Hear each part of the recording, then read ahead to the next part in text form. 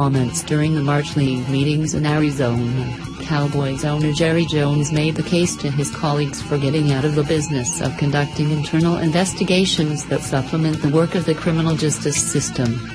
And while Jones clearly has a vested interest in the current machinations of that specific mechanism, he made a valid point. With Cowboys running back Ezekiel Elliott, who according to Clarence E. Hill Jr. of the Fort Worth Star-Telegram previously was told he'd be cleared, now bracing for a suspension under the personal conduct policy for alleged misconduct that resulted in neither an arrest nor charges, the league finds itself clumsily trying to balance conflicting business considerations while attempting to engage in what should be, but never can be, an objective, dispassionate assessment of the facts.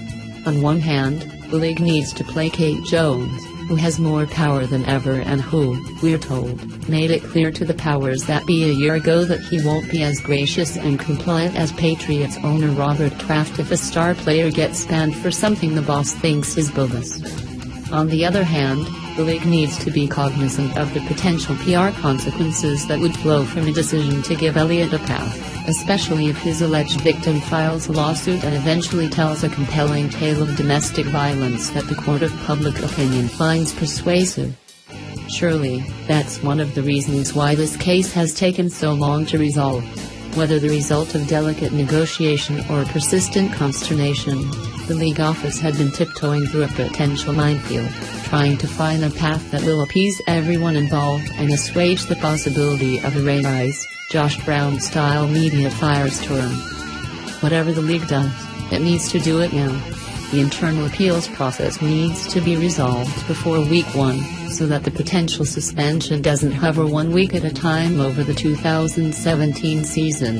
A cynic would say that influential Giants co-owner John Mara is pushing for immediate resolution, so that his team won't have to face Elliott in Week 1. Right or wrong, the league's bungling of other investigations invites skepticism and cynicism when it comes to this one. So what happens with Elliott? It's possible that Friday's report from Adam Schefter of ESPN was the product not of an exasperated Elliott camp accepting the inevitable but a deliberate leak from the league office aimed at gauging public opinion, along with the possible wrath of Jerry, before making a final decision. Whatever the motivation, a decision must come ASAP if the league hopes for its internal investigation process to preserve any credibility whatsoever.